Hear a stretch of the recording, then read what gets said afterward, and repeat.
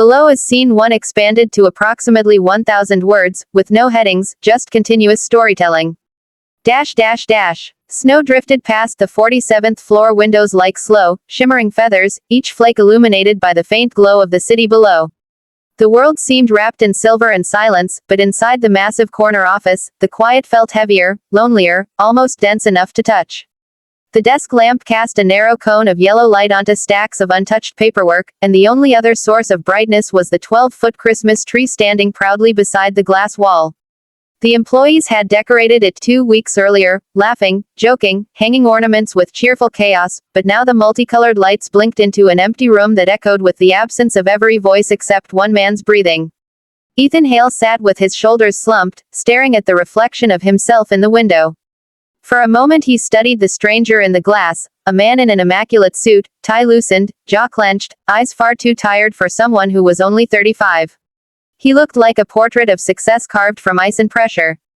People always said he was brilliant, intimidating, untouchable. The youngest CEO the company had ever had. But tonight, none of those titles felt real. Tonight, he felt like a hollowed-out version of himself. He reached for the glass of bourbon beside him. The amber liquid was motionless, as though even it had grown tired of waiting for him to drink it. He lifted it halfway, then stopped, lowering it again with a sigh. What was the point? Alcohol wouldn't fill the void, and he was too exhausted to pretend otherwise. He leaned back, rubbing his temples. For most people, Christmas Eve was filled with warmth, chatter, music, the comfort of loved ones. For Ethan, it was another reminder of everything he'd lost. His parents were gone, his mother passing just before his 30th birthday, his father not long after. His fiancée had left earlier that year, tired of postponed dinners, lonely nights, and a partner who always missed the moments that mattered. She had cried when she packed her things, but the last thing she said was whispered without tears, "I hope you find happiness someday, Ethan. But you'll never find it in this office." Yet here he was. He tried focusing on work, flipping open his laptop, scrolling through contracts he'd read a dozen times. He rearranged files, sorted old emails, even drafted a memo he'd never send. But nothing could drown out the silence, the oppressive, aching silence of a building that had emptied hours earlier. Every employee had raced home to families, dinners, children bouncing with excitement. He had wished them all well. He had even forced a smile.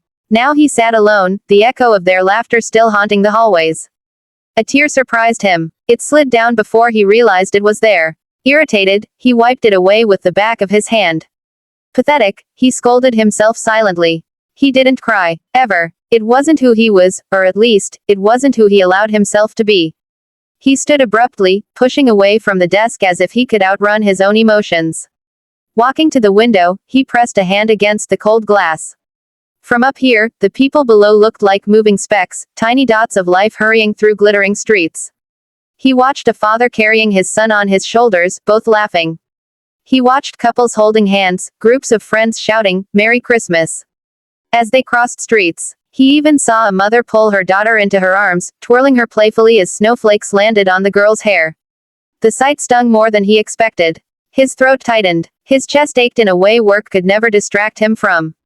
He stepped back from the window too quickly, bumping into the corner of the desk. A small maintenance robot that patrolled the hallway hummed awake at the sound, rolling forward with two small blinking lights that resembled eyes.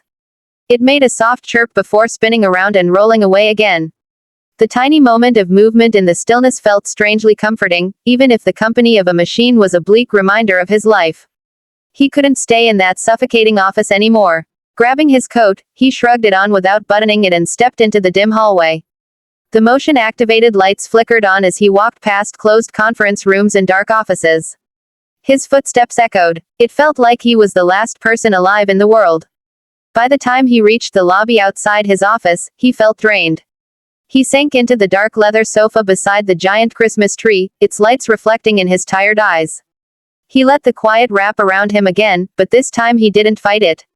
He stared at the ornaments, some elegant glass baubles, some silly handmade ones from employees' children, and found himself smiling faintly at a crooked paper snowman taped near the bottom. The building groaned softly under the wind. Then, unexpectedly, the elevator dinged. Ethan frowned. No one should be here. The building was locked for the holiday, only cleaning staff had access, and they never came this late. He sat up straighter as the elevator doors slid open. Out stepped a tiny girl, no more than 6, bundled into a bright red coat with a hood lined in white faux fur. Her boots made soft thuds against the polished floor as she walked forward fearlessly. Her curly dark hair escaped under a knitted white hat, cheeks rosy from the cold. She looked around with big, curious eyes, as though she had just wandered into a magical world made entirely of marble and lights. "Sweetheart," a voice called from behind. A woman sprinted out of the elevator, breathless, flustered, embarrassed. "Mia, you cannot run off like that." But the girl didn't seem to hear. Her attention had fixed on Ethan. She approached him with no hesitation, stopping right in front of him. Her eyes studied his face with startling focus for someone her age. She didn't see the CEO the world feared. She saw something else, something he didn't even realize was visible. "You look sad," she said gently. Ethan blinked. No adult in this company would dare say such a thing to him. But this miniature human had spoken without fear, without awkwardness, just simple, honest concern. "I'm fine," he said, voice low and stiff. The girl tilted her head. "My mom says people who say they're fine are usually the saddest." He almost laughed. Almost. Her mother caught up at last, cheeks flushed. "Sir, I'm so sorry, she just really loves Christmas trees and—" Ethan held up a hand. "It's all right." But the girl wasn't done. She stepped closer, her mittened hand reaching toward his sleeve. "You shouldn't cry on Christmas Eve," she whispered softly. "If you're lonely, you can borrow my mom." The world seemed to stop. The blinking lights, the cold air, the echoing hallways, everything froze except the warmth in that child's voice.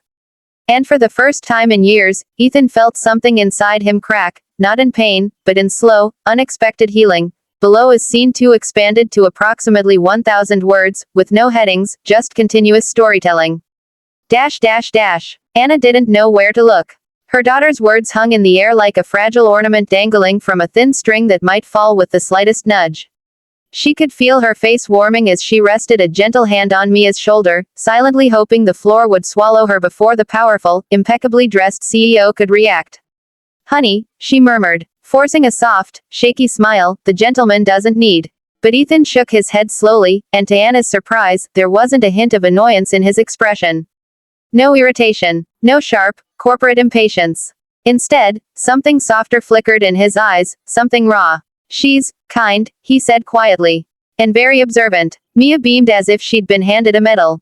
Anna exhaled, torn between apologizing again and simply accepting the moment, though she wasn't quite sure how. The break room, her cleaning supplies, the endless list of holiday tasks waiting upstairs, all of it felt immensely distant now. "We really don't want to disturb you," she said gently, shifting the strap of her worn cleaning bag higher on her shoulder. "I only brought her because the holiday schedule changed last minute. Usually she stays home, but childcare fell through. It's been a bit of a long day." Ethan nodded, but his gaze drifted toward the tiny girl again. "It's all right. Really." There was a quiet sincerity in his voice Anna hadn't expected from a man whose signature decided careers and whose approval people scrambled desperately to earn. For just a second, she wondered what loneliness looked like on a man like him, then instantly pushed the thought away, reminding herself that rich men with corner offices had nothing in common with women who cleaned them. Still, when she opened her bag to check her supplies, she hesitated. Inside were 2 paper-wrapped sandwiches, a thermos of cocoa, and a tin of homemade gingerbread cookies, saved for later, for the small Christmas tradition she and Mia shared every year no matter how little they had. A simple ritual they refused to give up. "We brought cookies," Anna said, surprising even herself with the words as they tumbled softly out. "Usually they're for the security staff. Mia insists we give them out on Christmas Eve, but we can share, if you'd like." Mia's eyes sparkled with excitement. "Mom makes the best cookies. They taste like warm hugs." Ethan's chest tightened at the phrase. Warm hugs. The last time he'd received one was, he couldn't even remember. His life held no warm hugs, only cold handshakes and colder decisions. Before he could answer, Mia tugged at his sleeve again. "We're having Christmas downstairs," she said proudly. "After Mom finishes her cleaning. We always do it. We bring cocoa and sit under the little tree. You can come." Anna almost interrupted, but Ethan spoke first. "Could I?" he asked, barely above a whisper, as though afraid the invitation might be rescinded if he spoke too loudly. Anna's eyes softened. She didn't know this man beyond the polished exterior, but in this moment she saw something human, something vulnerable. "If you want to," she said. "We don't have much of a celebration, but you're welcome." The employee lounge downstairs wasn't much to look at. Fluorescent lights hummed overhead, white and harsh against chipped tables and old vending machines. But Anna immediately began arranging things with gentle efficiency, laying napkins on a table, unscrewing the thermos cap, lining up mismatched paper cups.